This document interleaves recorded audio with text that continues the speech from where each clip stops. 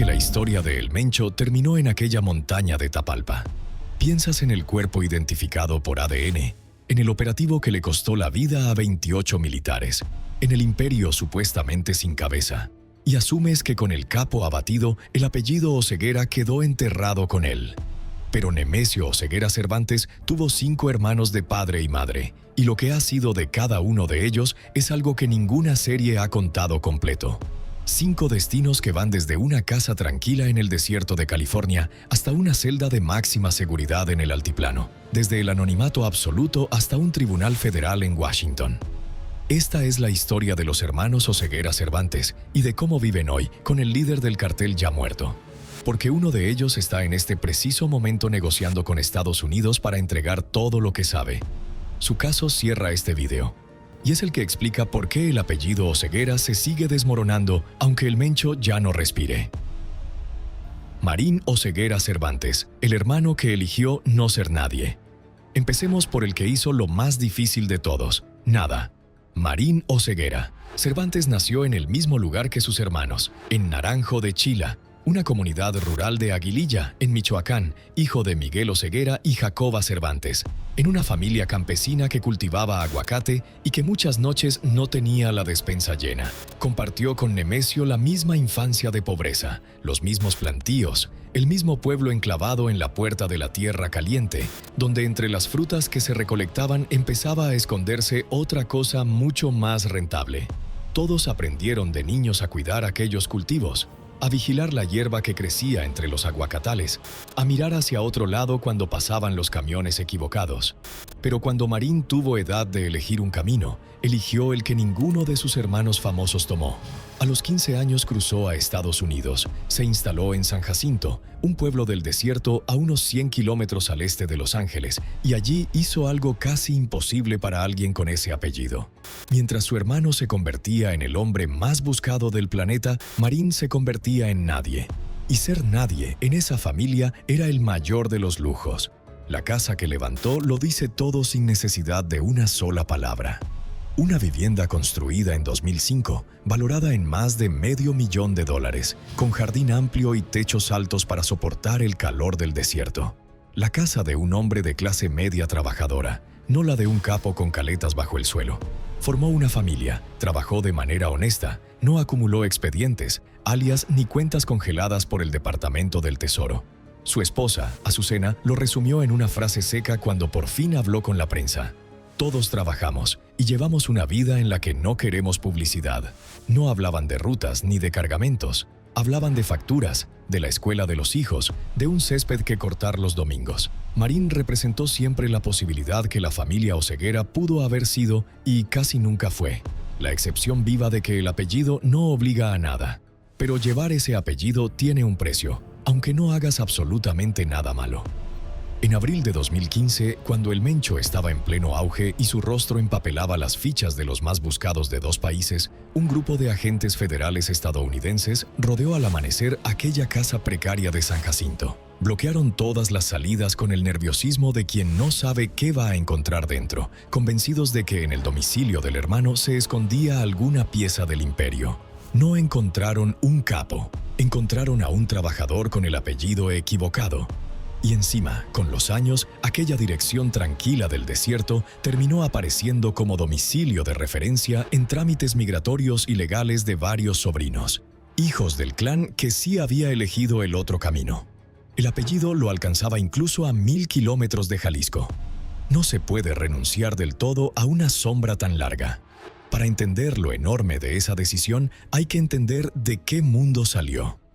Toda la familia Oseguera Cervantes creció en la órbita de los Valencia, el clan que controlaba los aguacatales y la hierba de la región y que dio origen al viejo cártel del milenio. En ese ambiente, un muchacho de Aguililla no elegía realmente entre el crimen y una vida normal. Elegía, como mucho, qué escalón del crimen ocupar. El propio Nemesio empezó de vigía de plantíos a los 14 años, cuidando cultivos que pertenecían a viejos capos de la zona, y desde ese peldaño más bajo escaló poco a poco hasta la cima absoluta. Marín tuvo delante exactamente las mismas puertas, los mismos contactos, el mismo apellido que abría todas las cerraduras equivocadas. Y en lugar de cruzarlas, se subió a un autobús rumbo al norte y no volvió jamás la vista atrás. Rechazar un imperio cuando lo tienes al alcance de la mano cuesta más que construirlo. Hoy Marín sigue en California, apartado de todo linaje criminal, sin una sola condena que lo ate al cartel de su hermano. Es el único de los 6 Oseguera Cervantes que puede caminar por la calle sin que su nombre pese como una sentencia sobre su espalda. Mientras el resto de la familia acumulaba detenciones, extradiciones, amparos y hasta muertes, él acumuló años tranquilos y un silencio deliberado. En una historia donde casi todos terminaron presos, prófugos, extraditados o abatidos, el hermano que decidió no jugar resultó ser el más listo de todos. La victoria más grande fue no sentarse nunca a la mesa. Si Marín eligió desaparecer para salvarse, el siguiente hermano de esta lista pagó exactamente por lo contrario, y su historia empieza con un sacrificio que lo cambió todo. Abraham Oseguera Cervantes, Don Rodo, el que le costó la libertad a su hermano. Para entender a Abraham hay que retroceder a un bar de San Francisco en septiembre de 1992, porque ahí está el episodio que define no solo su vida, sino la de todo el imperio que vendría después. Aquella noche, 2 hermanos mexicanos entraron al bar imperial para cerrar una venta. 5 onzas de opiáceos, unos 140 gramos a cambio de $9,500. El mayor de esa dupla, Abraham, era quien negociaba el trato y ya arrastraba 2 condenas graves por sustancias en su expediente estadounidense. El menor, Nemesio, de apenas 26 años, hacía de vigía en la puerta. Y fue el menor quien notó el detalle que lo delataba todo. Los compradores pagaban con billetes perfectamente apilados, marcados, demasiado limpios y ordenados para ser dinero de la calle. Eran policías encubiertos. Se lo advirtió a su hermano, pero ya era tarde. La policía los seguía desde hacía tiempo. 3 semanas después, los detuvieron a los 2 con cargos federales.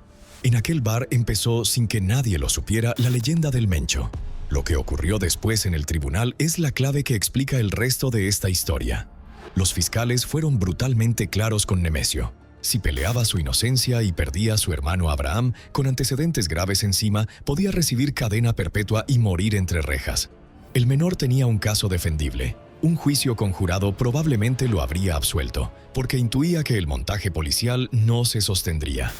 Pero eligió lo contrario de lo que le convenía. Se declaró culpable para cargar él con el peso y salvar a su hermano mayor de pudrirse en una prisión estadounidense. La condena de Abraham se redujo de una posible perpetua a 10 años. Nemesio cumplió alrededor de 4 años en una prisión federal de Texas y fue deportado a México cerca de los 30, listo para empezar la carrera criminal que lo haría inmortal. El hombre que fundaría el cartel más temido del país aprendió su primera gran lección de lealtad, pagándola con su propia libertad. Y esa deuda fraterna marcaría a los 2 para siempre. Con los años, aquel lazo se transformó en un negocio silencioso y lucrativo. Cuando Nemesio se convirtió en el Mencho y el cártel Jalisco Nueva Generación se expandió por medio país, Abraham no empuñó un arma ni dirigió operaciones violentas. Manejó dinero. Las autoridades lo identifican como uno de los principales operadores financieros de la organización, el hombre encargado de lavar las ganancias de su hermano mediante la compra de ranchos, terrenos y propiedades por todo Jalisco. Cambiaba los nombres de los propietarios con la ayuda de notarios en Autlán de Navarro y Ciudad Guzmán, convirtiendo mercancía en escrituras, sustancias en bienes raíces perfectamente respetables a los ojos de la ley. Ni siquiera su esposa quedó al margen del entramado. A Virginia León Osornio se le atribuye la inversión de recursos ilícitos en minas de oro en Michoacán y Nayarit, engordando aún más el patrimonio del clan. Don Rodo era el contador invisible del imperio, el que convertía el pasado sucio en un futuro limpio y notariado, y el volumen de lo que había que blanquear era mareante. El gobierno mexicano llegó a estimar que la organización de El Mencho manejaba activos totales cercanos a los $50,000 millones, una cifra que supera el presupuesto anual de estados enteros de la República y que convertía al CJNG en una de las máquinas de dinero más rentables del crimen mundial. La propia DEA calculó que el patrimonio personal del capo podía rondar como mínimo los $500 millones y quizá superar los 1,000 millones. Todo ese torrente de efectivo tenía que entrar por algún lado, limpiarse en algún lado y salir convertido en algo presentable. Y esa era, en buena parte, la tarea de hombres como Abraham. Cada rancho comprado, cada terreno escriturado a nombre de un desconocido era una gota de vuelta a un río imposible de secar.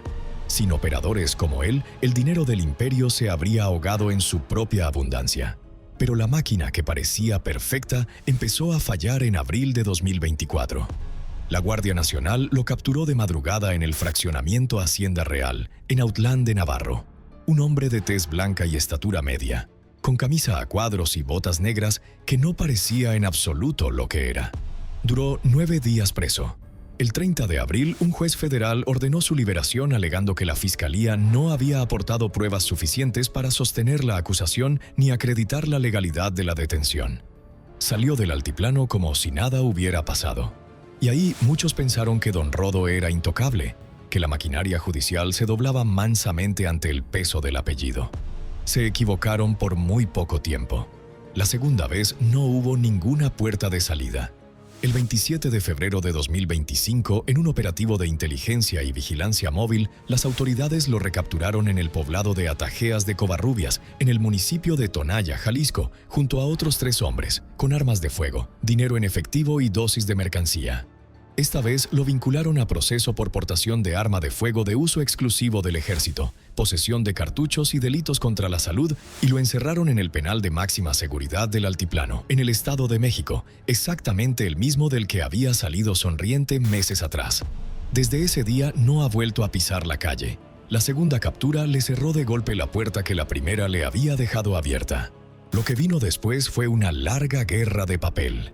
Sabiendo perfectamente lo que le esperaba, Don Rodo tramitó amparo tras amparo, contra la incomunicación, contra posibles abusos durante su detención y sobre todo contra una eventual entrega a Estados Unidos, después de que México extraditara de un solo golpe a 29 criminales sin concluir del todo sus procesos, algunos de ellos con suspensiones vigentes que ordenaban no entregarlos. Consiguió durante un tiempo frenar su vinculación aferrándose a un tecnicismo jurídico sobre si el delito era posesión o portación de armas, una distinción minúscula que sus abogados convirtieron en su tabla de salvación. Pero para mediados de 2026, la Fiscalía General de la República ya había interpuesto un recurso de revisión para reactivar el proceso, y aquel amparo que lo protegía empezó a tambalearse ante el tribunal colegiado. Su abogado insiste en que es inocente, en que su cliente lleva años siendo víctima de pruebas fabricadas por las autoridades. Los tribunales aún no han dicho la última palabra. La libertad de Don Rodo cuelga hoy de un hilo jurídico cada vez más delgado. Y aquí aparece la ironía que atraviesa de principio a fin toda su vida. En 1992, Nemesio fue a prisión para que Abraham no muriera entre rejas. Más de 30 años después, Nemesio está muerto en una montaña de Jalisco, abatido por el ejército, y Abraham sigue vivo, encerrado en una celda del altiplano, esperando que un juez decida si lo dejan en México o lo entregan al norte. El hermano por el que el Mencho sacrificó su libertad es hoy uno de los pocos Oseguera Cervantes que todavía respira. Sobrevivió al capo al que le debía la vida entera. A veces la deuda más grande se termina pagando sobreviviendo al acreedor. Hasta aquí hemos visto a 2 hermanos con un expediente claro y documentado. Los 2 siguientes son mucho más difíciles de encontrar, porque de ellos casi no existe rastro. Juan Oseguera Cervantes, el nombre que casi nadie pronuncia. De Juan Oseguera, Cervantes se sabe tan poco que su propio silencio se ha convertido en su biografía. Es uno de los 5 hermanos que las autoridades mexicanas y estadounidenses reconocen oficialmente, nacido como los demás en la miseria de Aguililla, criado entre los mismos aguacatales y los mismos plantíos de hierba que forjaron el carácter de Nemesio. Pero mientras 2 de sus hermanos escalaban peldaño a peldaño la estructura del cartel y otro se convertía en el enemigo público número 1 de 2 gobiernos, Juan hizo algo casi tan difícil como lo de Marín: mantenerse permanentemente fuera del radar. Los reportes indican que radica desde hace años en Estados Unidos, lejos del centro neurálgico de operaciones del CJNG en Jalisco. No figura en los grandes organigramas del cartel que publican las agencias, ni en las sanciones millonarias del Departamento del Tesoro que congelaron a media familia. Es un apellido de enorme peso cargado por un rostro que casi nadie sería capaz de reconocer. Y en el mundo del narco, el anonimato es una de las formas más eficaces de blindaje. Su único roce documentado con la justicia es tan menor que casi resulta anecdótico al lado del resto de su familia. Diversos reportes periodísticos señalan que Juan fue imputado en su día en Michoacán por un delito de robo, una acusación que no tiene absolutamente nada que ver con los cargos por sustancias, lavado y armas que persiguen a sus hermanos. Pero incluso ese caso pequeño terminó desinflándose. Fue sobreseído, cerrado sin condena, borrado del expediente antes de dejar cicatriz. Ni siquiera cuando la ley intentó rozarlo logró dejarle una marca permanente. Comparado con un hermano extraditado y encarcelado en Washington y otro encerrado en el altiplano, la ficha judicial de Juan es prácticamente una hoja en blanco. Y una hoja en blanco en esta familia vale literalmente oro. Esa invisibilidad, sin embargo, nunca fue del todo gratuita para nadie que compartiera el apellido. Cuando el Mencho se convirtió en objetivo prioritario de México y Estados Unidos y su cabeza llegó a valer una recompensa de hasta $15 millones. La misma cifra que en su día se ofreció por el Chapo, la presión no cayó únicamente sobre él, sino sobre toda su descendencia y todo su linaje. Ya en 2015, temiendo detenciones en cadena, varios familiares del capo se ampararon preventivamente ante los tribunales, plenamente conscientes de que compartir el apellido con Nemesio te convertía de forma automática en sospechoso a los ojos del Estado. Cada Oseguera Cervantes cargaba con la sombra alargada del más buscado, hiciera lo que hiciera con su vida. Juan sobrevivió a esa tormenta permanente del modo más eficaz que existe, no dando jamás de qué hablar. Se puede heredar un apellido maldito y aún así negarse a alimentar su leyenda. Lo que sí sabemos encaja con un patrón familiar que se repite en todo el clan. A finales de los años 80, buena parte de la familia Oseguera Cervantes probó suerte cruzando al norte, hacia California, del mismo modo que lo hicieron Nemesio y Abraham antes de terminar en aquel bar de San Francisco. Algunos volvieron a México convertidos en piezas del cartel. Otros, como Marín, se quedaron a construir vidas discretas al otro lado. Juan parece haber pertenecido a ese segundo grupo silencioso, el de los que emigraron y se disolvieron en la enorme comunidad mexicana de Estados Unidos sin dejar apenas huella oficial. Ni un gran juicio, ni una extradición sonada, ni una foto de ficha repartida por las agencias. Mientras el apellido ardía en los titulares de dos países, él se limitó a existir en los márgenes. En una familia devorada por los focos, la penumbra fue su mejor escondite. Hoy, con Nemesio abatido y el cartel entero en plena reconfiguración interna de liderazgos, Juan sigue siendo exactamente lo que siempre fue, una incógnita andante. Sin condena firme, sin extradición pendiente, sin un lugar reservado en los grandes titulares que devoraron a sus hermanos y a sus sobrinos. Es la prueba viviente de que, dentro de una misma familia, criada bajo el mismo techo de barro, se puede compartir el origen y no compartir en absoluto el destino. Mientras unos apellidos se gritan en las conferencias de prensa matutinas, otros se susurran una sola vez y se olvidan para siempre. El hermano del que menos se habla es también, con diferencia, el que menos ha perdido. Pero si de Juan queda al menos una imputación borrada y un rastro en Estados Unidos, del siguiente hermano apenas queda un nombre escrito en un documento oficial. Y a veces un simple nombre es todo lo que hay. Miguel Oseguera Cervantes, el fantasma del expediente. Miguel Oseguera Cervantes es, con toda probabilidad, el más esquivo y escurridizo de los 5. Aparece en las listas que el gobierno federal mexicano reconoce oficialmente como hermanos del líder del CENG, junto a Juan, Antonio, Marín y Abraham. Pero sobre su papel exacto dentro de la organización, sobre su vida, sobre su paradero actual, la información pública disponible es casi inexistente. Comparte con sus hermanos el mismo origen humilde, la comunidad rural de Aguililla, la pobreza de una familia de recolectores de aguacate, la infancia marcada por un pueblo que era la puerta natural de entrada a la Tierra Caliente, ese corredor estratégico entre Michoacán y Jalisco que los cárteles siempre codiciaron y por el que se han librado guerras enteras. Nació donde nacieron todos, pero se difuminó donde casi ninguno de sus hermanos supo hacerlo. Su expediente es, básicamente, su nombre en una lista, y nada más alrededor. Esa ausencia casi total de datos no es en absoluto casual, y dice mucho sobre cómo funcionaba realmente el clan por dentro. A diferencia de otras organizaciones criminales del país, en las filas del llamado cartel de las 4 letras estuvieron metidos los hijos, la esposa e incluso varios hermanos de Nemesio, cada uno con un rol perfectamente identificado por las autoridades: el operador financiero, el logístico, el heredero natural, la administradora del dinero. Que Miguel no aparezca en ningún organigrama relevante, ni en sanciones internacionales, ni en operativos militares, sugiere una de dos cosas posibles. O se mantuvo deliberadamente al margen del negocio, como hizo Marín en su desierto californiano, o supo esconderse tan bien que ni siquiera las agencias que rastreaban cada peso y cada movimiento del cartel lograron ubicarlo con claridad. En un imperio donde el apellido era casi una condena automática, ser un fantasma requería una disciplina extraordinaria. La discreción absoluta también es, a su manera, una forma de supervivencia. Y aquí conviene detenerse un momento en lo que significa realmente ese silencio tan denso. Cuando el mundo habla de la familia Oseguera, la imagen que domina siempre es la ruidosa. El hijo condenado a cadena perpetua en Washington, el hermano mayor extraditado, la esposa detenida por lavar recursos, el yerno procesado en California. Son las historias estruendosas, las que llenan titulares, documentales y series de streaming en varios idiomas.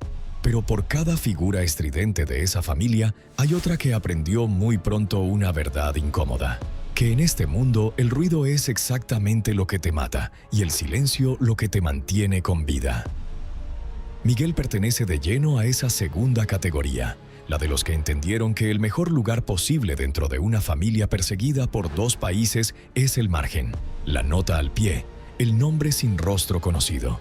No todos los que caminan en la sombra buscan poder, algunos solo buscan seguir existiendo un día más. El contraste con el resto del núcleo familiar hace su silencio todavía más llamativo. Mientras Miguel se mantenía como un simple nombre, el corazón de la familia caía pieza por pieza a manos de la justicia. La esposa de Nemesio, Rosalinda González Valencia, apodada La Jefa y perteneciente al poderoso clan de los Queenies, fue detenida en 2 ocasiones por operaciones con recursos de procedencia ilícita. Cumplió condena y salió de prisión apenas a finales de febrero de 2026, casi al mismo tiempo que su marido era abatido. La hija del capo, Jessica Johanna, fue arrestada en Washington y encarcelada por lavado de dinero antes de recuperar su libertad. El propio hermano de Rosalinda, Abigael González Valencia, el Queenie, considerado uno de los operadores financieros más sofisticados del narco, fue detenido años atrás. En medio de esa demolición sistemática de todo el entorno, Miguel siguió siendo, contra todo pronóstico, un fantasma sin ficha. Toda una dinastía cayendo, y él sin aparecer en una sola fotografía. Hoy Miguel sigue siendo esencialmente eso: una casilla en un expediente federal, un hermano reconocido oficialmente del que no consta condena, ni fotografía emblemática, ni gran caída espectacular que narrar en pantalla. Es el recordatorio más incómodo de toda esta historia, que detrás de cada gran capo hay familias enteras cuyos miembros no eligieron nunca ese apellido y aún así deben cargarlo sobre los hombros el resto de sus vidas. Algunos de esos apellidos se convirtieron en imperio, otros en tragedia irreparable, y unos pocos, como él, en un silencio sencillamente impenetrable. El fantasma del expediente sobrevivió precisamente por negarse en redondo a ser visto. Y ahora llegamos por fin al último, al hermano que dejamos para el cierre por una razón muy concreta, porque su historia es la única de las 6 que sigue escribiéndose ahora mismo, en directo. Antonio Oseguera Cervantes, Tony Montana. Antonio Oseguera Cervantes es el hermano mayor de toda la camada, nacido el 20 de agosto de 1958 en Aguililla, 8 años antes que el propio Nemesio. Durante décadas fue una sombra enormemente útil para el cartel. Un hombre que se movía con soltura por el área metropolitana de Guadalajara, escondido detrás de una identidad falsa, la de un tal Joel Mora Garibay, con la que presuntamente obtenía información privilegiada sobre los operativos de seguridad antes de que se ejecutaran. Pero su otro alias, el verdadero, el que se ganó a pulso por pura ambición, estaba tomado del gángster más famoso de la historia del cine, Tony Montana. Y no era, en absoluto, un apodo decorativo o una simple broma. Cuando por fin lo detuvieron años más tarde, entre su arsenal personal apareció un arma con una inscripción grabada a mano: Señor Montana. El hermano mayor no solo trabajaba para el imperio de su hermano menor, se había construido, ladrillo a ladrillo, su propio personaje dentro de él. Su papel dentro del cártel Jalisco Nueva Generación no tenía nada de menor ni de decorativo. Las autoridades estadounidenses lo consideran uno de los principales operadores financieros y logísticos de toda la organización. el hombre que rentaba las casas de seguridad donde se guardaban las armas y el dinero, que coordinaba la compra y el acopio de armamento en grandes cantidades para los enfrentamientos y que transmitía directamente a su hermano la información sobre los movimientos de las fuerzas del orden. Recibía órdenes directas del propio Mencho, con quien coordinaba la compra de armamento y la cooptación de autoridades para evitar la captura de piezas clave del cartel. Y por si el perfil puramente financiero fuera poco, se le atribuye además haber dirigido a los Deltas, una célula armada encargada de eliminar a los rivales de la organización. Tony Montana era al mismo tiempo la cartera y el puño de la estructura, el hermano que sabía con exactitud dónde estaba cada peso y cada rifle. Esa doble vida era en sí misma una obra maestra de la clandestinidad. Durante años, Antonio caminó por Guadalajara como Joel Mora Garibay, un nombre falso con el que rentaba inmuebles, firmaba papeles y se movía sin levantar sospechas mientras coordinaba, por debajo, la logística de una de las organizaciones más buscadas del continente. Con esa identidad prestada presuntamente, accedía a información sobre los despliegues de seguridad en la zona metropolitana, adelantándose a las autoridades que lo perseguían. Era el hermano invisible y el hermano imprescindible a la vez. Nadie lo veía, pero todo pasaba por sus manos. Un hombre que existía oficialmente bajo un nombre que no era el suyo. El disfraz perfecto para el segundo cerebro de un imperio. Su carrera criminal venía de muy lejos, casi tanto como la de su hermano abatido. Ya en 1996 había sido detenido en Estados Unidos por distribución de opiáceos, y a lo largo de los años acumuló arrestos a ambos lados de la frontera con una constancia notable. En diciembre de 2015 lo capturaron en Tlajomulco de Zúñiga, viajando en un vehículo cargado con armas y mercancía, pero un juez terminó liberándolo al hallar supuestas violaciones a su debido proceso. Otra vez el apellido esquivando a la justicia por la puerta estrecha de un tecnicismo. La suerte, sin embargo, se le acabó definitivamente la madrugada del 20 de diciembre de 2022, cuando la Secretaría de la Defensa Nacional cateó un fraccionamiento de lujo en Jalisco, tras una denuncia anónima presentada 10 días antes por un ex colaborador del propio cartel que describió sus actividades y sus propiedades. Encontraron múltiples armas cortas y largas, cargadores, cartuchos y aquella pistola con su nombre grabado. El operador financiero del imperio caía por fin. Y esta vez para no volver a salir. La denuncia de un solo hombre bastó para derribar al cerebro del dinero. Lo que siguió a esa captura fue el golpe que terminó reconfigurando el tablero entero. El 27 de febrero de 2025, Antonio Oseguera fue extraditado a Estados Unidos como parte de una operación absolutamente sin precedentes en la relación entre ambos países, en la que México entregó de una sola vez a 29 figuras del crimen organizado. Entre ellas capos legendarios como Rafael Caro Quintero, señalado como el narco de narcos, y los hermanos Treviño Morales, líderes históricos de los Zetas.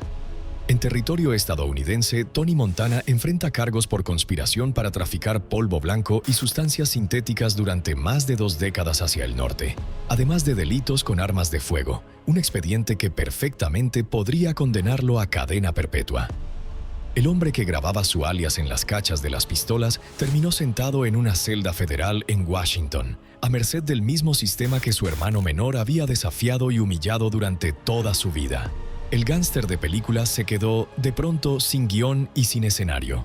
Aquella entrega masiva no fue un gesto rutinario, y conviene entender lo que representó. México sacó de sus penales a 29 figuras del crimen organizado y las puso en manos estadounidenses en un movimiento diseñado para enviar un mensaje político de máxima contundencia en plena presión de Washington sobre la seguridad en la frontera. Fue, en la práctica, una demostración de que ni el apellido más pesado garantizaba ya la permanencia en suelo mexicano. Antonio, que durante años había esquivado a la justicia de su propio país aprovechando cada resquicio legal, se encontró de repente montado en un avión rumbo a un sistema donde esos resquicios no existen, donde las condenas se cuentan en cadenas perpetuas y las multas en miles de millones. El escudo del apellido que tantas veces lo había salvado en México se desintegró en cuanto cruzó la frontera. Al norte, un Oseguera vale exactamente lo que valga su información. Y aquí llega por fin la revelación por la que dejamos su historia deliberadamente para el final del vídeo. porque Antonio Oseguera no piensa pelear su caso hasta las últimas consecuencias, como sí hicieron otros miembros de su familia. A mediados de 2026, una serie de documentos judiciales confirmaron que el hermano mayor del Mencho había alcanzado un acuerdo con la Fiscalía estadounidense para declararse culpable y evitar así el juicio. Pero el detalle verdaderamente demoledor no es la declaración de culpabilidad en sí, es lo que ofrece a cambio de ella. Según los reportes del proceso, Antonio busca cerrar un acuerdo de colaboración con el gobierno estadounidense. Y lo que puede poner sobre la mesa es exactamente aquello que durante décadas lo hizo tan valioso e intocable: las operaciones financieras, las rutas de tráfico hacia Estados Unidos, los esquemas de lavado de dinero, los movimientos logísticos de todo el imperio de su hermano. Un antiguo jefe de operaciones internacionales de la DEA lo dijo sin ningún rodeo: si Oseguera decide colaborar, puede debilitar severamente la estructura misma del CJNG. El hombre que durante toda su vida guardó celosamente los secretos del dinero del cartel está negociando ahora venderlos, uno por uno, al mejor postor. La cartera del imperio se abrió del lado equivocado. La simetría con su propia familia es sencillamente escalofriante y explica por qué su historia cierra este relato. El juez que llevará el caso de Antonio en Washington es el mismo que en 2025 impuso cadena perpetua y una multa monstruosa de $6.000 millones a Rubén Oseguera González, el Menchito, hijo directo del Mencho, y por tanto sobrino carnal del propio Antonio. Es decir, el tío se sienta ahora frente al mismo estrado que ya condenó al hijo de su hermano, con una diferencia abismal y definitiva entre ambos. El Menchito llegó a ese tribunal a pelear y recibió el peso máximo de la ley por su lealtad al apellido, cargando con una perpetua que ni siquiera la multa multimillonaria alcanzaba a describir. Tony Montana, en cambio, llega a la misma sala no a pelear, sino a pactar, negociando una reducción de su condena a cambio de traicionar la estructura que su hermano levantó durante décadas. En el mismo espacio, ante la misma toga, dos generaciones de Oseguera eligieron caminos exactamente opuestos frente a la justicia. El lazo que durante años unió al clan se está gastando ahora sobre una mesa de negociación, y el momento en que ocurre lo vuelve todo aún más devastador. Antonio no negocia su acuerdo desde la posición de fuerza de quien tiene a un hermano todopoderoso protegiéndolo desde las montañas de Jalisco. Lo negocia justo después de que ese hermano fuera abatido, cuando el imperio que lo hacía intocable se ha quedado sin su figura central y el CJNG entra en una guerra sorda por el liderazgo. Es el instante perfecto para soltar lastre. El capo ya está muerto, no queda a quien proteger con el silencio, y cada secreto guardado durante décadas se transforma de golpe en una moneda de cambio para rebajar una condena que amenaza con enterrarlo vivo. Lo que fue lealtad mientras el Mencho respiraba se convirtió en mercancía en cuanto dejó de hacerlo. La muerte del hermano no cerró el imperio, abrió la caja fuerte de sus secretos. Hoy ese es el retrato completo y final de los hermanos del Mencho, uno junto a otro. Uno vive tranquilo en el desierto de California sin una sola mancha en su historial. Otro se desvaneció por completo en el anonimato hasta volverse un nombre sin rostro reconocible. Otro más es apenas una casilla muda en un expediente oficial. Uno espera, encerrado en una celda del altiplano, que un juez decida si lo dejan en México o lo entregan al norte. Y el mayor de todos, el que se hacía llamar como un gángster de cine y grababa su alias en las armas, se sienta ahora en un tribunal de Washington preparándose para entregar, a cambio de su propia piel, los secretos que sostuvieron en pie el imperio de su hermano muerto. Y así se cierra el círculo que había empezado en aquel bar de San Francisco más de 3 décadas atrás. En 1992, un Oseguera se declaró culpable para salvar a su hermano de morir en prisión. Fue aquel acto de lealtad ciega el que dio origen a toda la leyenda del Mencho. Más de 30 años después, con Nemesio ya abatido en una montaña de Jalisco, otro Oseguera se declara igualmente culpable, pero esta vez para vender a su propia familia y salvarse únicamente a sí mismo. El mismo origen, el mismo apellido, la misma palabra pronunciada ante un juez: culpable. Solo que una vez se dijo por amor a un hermano y ahora se dice por miedo a una condena. La lealtad que un día construyó el imperio de los Oseguera es hoy la moneda exacta con la que se está comprando su derrumbe.